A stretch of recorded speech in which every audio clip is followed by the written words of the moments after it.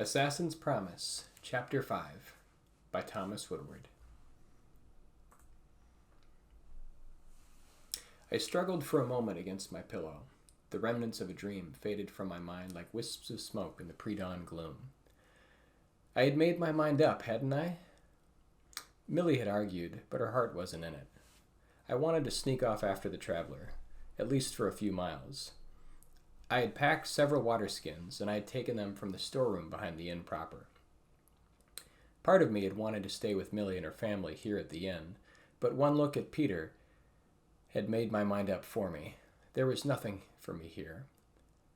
Sure, I could reasonably hope for a life of honest work for Millie's family here at the inn, but I would never hold any higher station, and I didn't have any other prospects to recommend me here.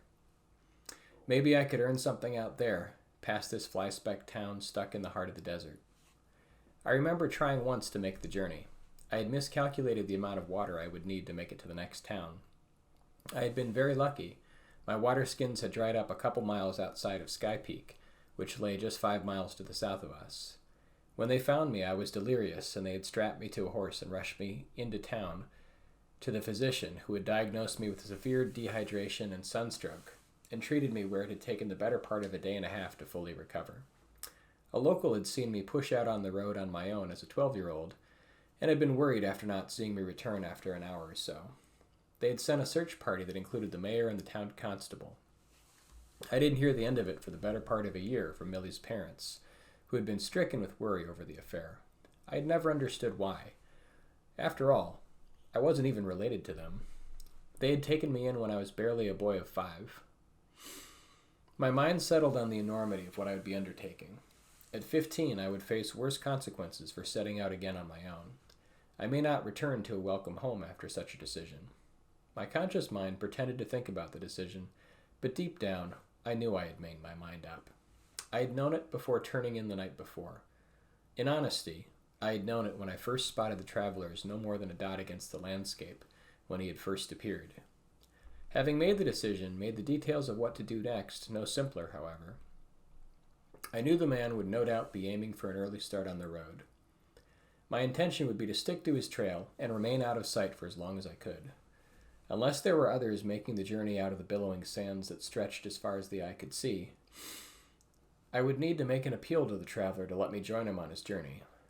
I would need to make sure the time and place were right for it, or I could find myself in a dire situation.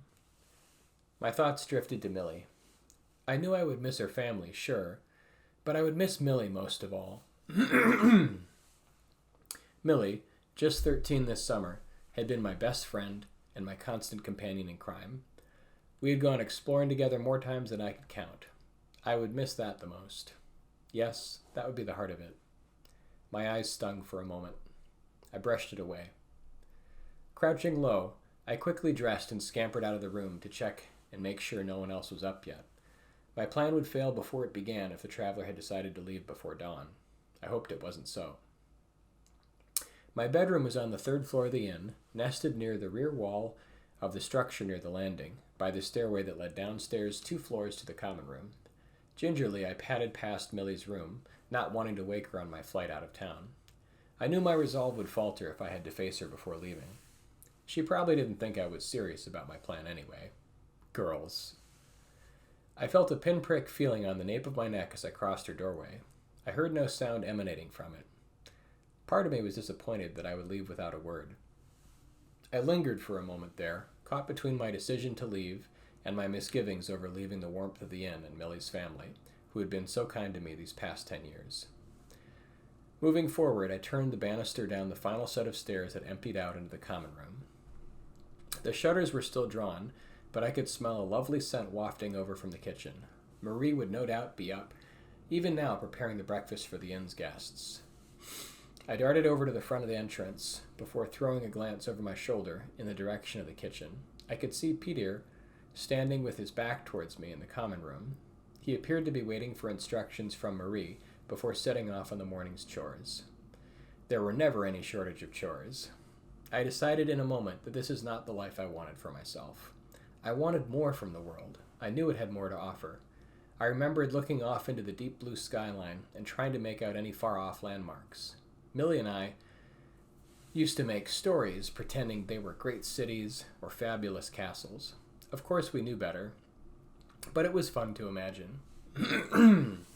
The only things the desert seemed to hold were the constantly blowing hot sand and the dry air. Sand dunes formed like waves on a rippling sea, a sea undisturbed by humanity, or only barely. Letting myself out the front door, I quickly scanned the stable area. Not seeing anyone moving, I went closer to inspect the stalls. I came upon what could only be the traveler's horse. It was a nondescript gray mare, a hand taller than most of the other work animals in the other stalls. I did not have a particular eye for horseflesh, but it seemed to be to be average in all ways. It was almost as if the horse had been chosen for its utter lack of any remarkable characteristics. The mare nuzzled my hand, smelling the feed that I held close by. A sharp noise caused me to spin around. In my reverie, I had forgotten to stay out of sight. I looked back the way I had come. I could see the traveler standing at the entrance to the stable area. The beginnings of dawn reflected off his face. For a moment we stood like statues, frozen in time. I noticed his eyes first, where one of his eyes had been replaced by the opal. I could see small, streaking red lines that were almost imperceptible just around the eye socket. It made me think of the pain he must have endured to replace the eye. His other eye regarded me intensely. It was impossible to tell what he was thinking in that brief instant, before we returned into motion. Kane spoke first. "Young lad," he drawled in slow tones. I couldn't tell if it was from the strong drink, or if he merely had affected a different accent now that we were not in the common room with other onlookers. I tensed for what came next. "You have been planning to follow me, haven't you?" His voice sounded soft and dangerous. His eyes held no emotion whatsoever. My eyes flicked to his hands, but they remained immobile at his sides. Kane pondered his options.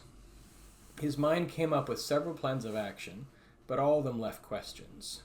Questions he didn't need. His eyes slid around the dark stable before returning to rest on the boy. He smiled thinly.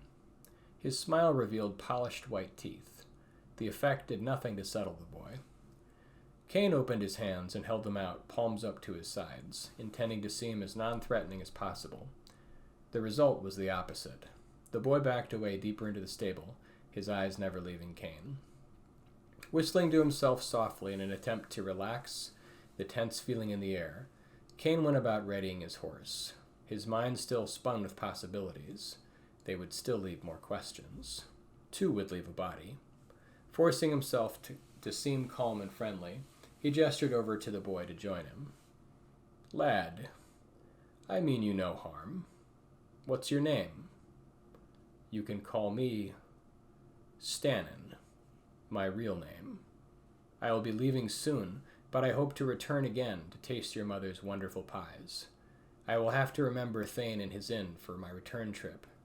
There seems to be little else in this bleak desert town. I will be moving quickly, but I could make good use of an extra set of hands. There will be no money for you, but you won't starve.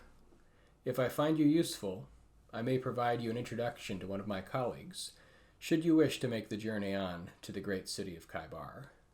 I know things, and will teach you some of what I know if you are obedient and remain out of sight when I command it. What do you say, boy?" I settled my nerves before speaking. The room seemed to have grown darker somehow, even as dawn began to break outside. In what must be a trick of the light, I could see no shadow stretching behind Stannon. Turning my attention back to the offer at hand, I briefly considered. My gut wrenched when I thought about whether I could trust this man. But how else was I to see the world? My mind was filled with visions of seeing myself left for dead in a ditch along the roadside. I banished the image from my mind's eye. In a soft voice with an audible tremor in it, I spoke.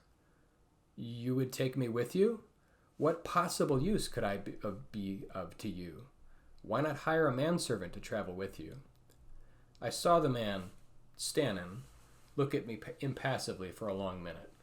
The wind picked up audibly. I could see the beginnings of a sandstorm beginning behind his back, outside the entrance to the stables. He still blocked the only entrance. That realization did not escape me. Not getting an immediate response, I chose to wait instead of querying Stannon again. I shifted my feet. preparing for the unpleasant, unspoken alternative. Finally, the man stirred. I could give you a reason, boy, but it's clear that you don't trust me yet. What I will say is only this. Does it matter? I am offering you a free way out of this dingy little town. You must know that no one leaves without help or provisions. No, you need me if you want to see the world. All I ask is a little trust of you, and your compliance in all things. If you will be joining me, you must prove to me you are worth the effort. If a time comes when that is no longer the case, well, we are both civilized men. No need to speak on something so distasteful as that. But that won't happen, will it? All you need to do is stay useful. That's not so hard, is it? I saw his face break into a crooked smile. Nothing he could say could have had the same effect. Besides, I have told you my real name. Now you know something about me. That in itself is dangerous. You can't imagine for a moment that I wouldn't come for you someday, can you? Oh, it could be a day, a month, or even years. But you would always know I would return someday. Who knows? Perhaps the anticipation itself would kill. That is why it does not matter if you trust me, because once you realize this, as I have done just now, you will know that there is no real choice. Remember, prove your usefulness, or I will discard you. He let that word linger in the air as he turned his back and briskly stepped out of the stable, not waiting for me to follow. I hesitated only a moment before cursing him under my breath and moving quickly after his receding form into the escalating sandstorm. As I crossed the path of the inn, the wind had whipped up to a roar in my ears. I turned for just a moment and could barely see the large blocky form of Peter moving slowly towards the building. Looking forward, Stannon had not bothered to wait for me. Cursing him more loudly into the searing wind and sand, I pulled the hood of my cloak up around me and dashed after him. I could still see the almost indistinguishable shape of his horse as it moved slowly off into the blazing wind. Rows of sand dunes greeted us on either side as the roar rose to a sharp whine. Blinded by the rushing sand, pain emblazoning my senses, I stumbled forward, never quite catching the form of the gray mare as it swayed side to side through the raging cyclone. All I felt was pain, anger, and my stubborn persistence to follow the path I had chosen. Or had it chosen me? I wondered bitterly as my cheeks stung with hot sand. My eyes were a blind, bleary, swollen red jumble of tears, sand, and grit. I clenched my teeth and fought to press forward. In a small corner of my mind, a mocking voice reminded me of the warmth, love, and kindness I had just dashed to the earth behind me. My imprisonment seemed made of tethers of smoke. They held no physical form, but were just as real. From the effortless calm I had seen on Stannon's face, I knew his promise was no empty threat. That threat simply hung there before my frantically working mind, as unchangeable and unforgiving as the desert itself.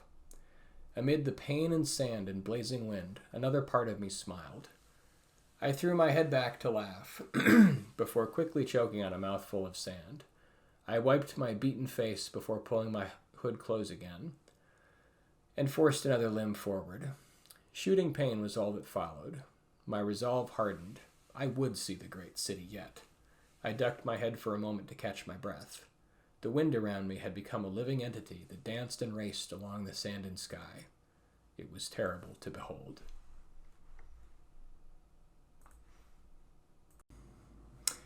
Hi everyone. If you've been enjoying my content and you'd like to support my channel, you can do so at patreon.com/authorsprocess.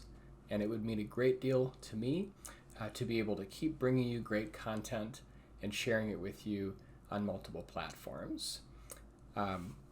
Here is the page that you will see if you choose to support me. And on this page, you will be able to choose what membership level you could support at. Again, only if you choose to.